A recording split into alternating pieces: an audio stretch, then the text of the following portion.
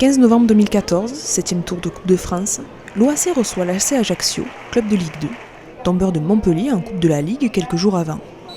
Sur le papier, le match s'annonçait plus que compliqué pour les Alésiens et leurs 3 divisions d'écart. Et pourtant.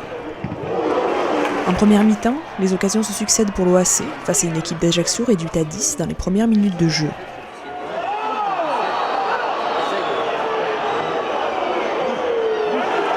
À la mi-temps, toujours 0-0, tout était encore possible. Mais à la 63e minute, alors qu'un joueur alésien est à terre, une faute dans la surface permet à Ajaccio de bénéficier d'un penalty, converti par Marvin Diop. L'ACA mène alors 1-0 et score final. Maintenant on a essayé de pousser, on a donné tout ce qu'on avait. Je pense qu'on n'a rien regretté. Après l'expulsion, je crois au bout de 12 minutes, on y a cru. Malheureusement, on prend ce penalty un peu cruel. Mais bon, c'est le football, il n'y a rien à rajouter. On a tout tenté, malheureusement, c'est pas passé aujourd'hui.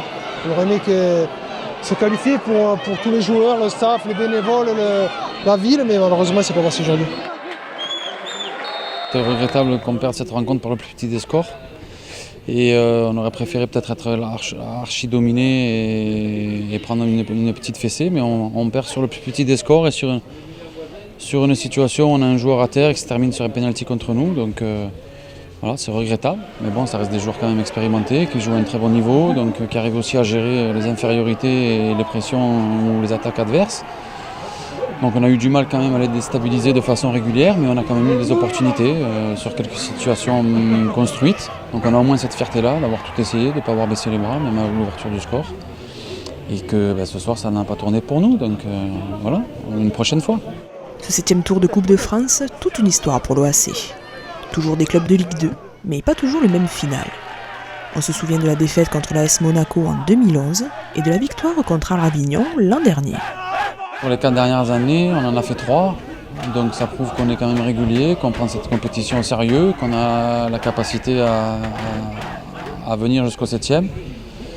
Bon, dans l'avenir, on tâchera d'aller un tout petit peu plus loin et pourquoi pas jusqu'au 32e aller rencontrer de temps en temps quelques clubs de Ligue 1. C'est des expériences à vivre, il faut que ça nous aide à nous renforcer, à nous aguerrir, à nous construire. Voilà, c'est des matchs qui, quoi qu'il arrive, on gagnait ce soir, on faisait l'exploit, on perd.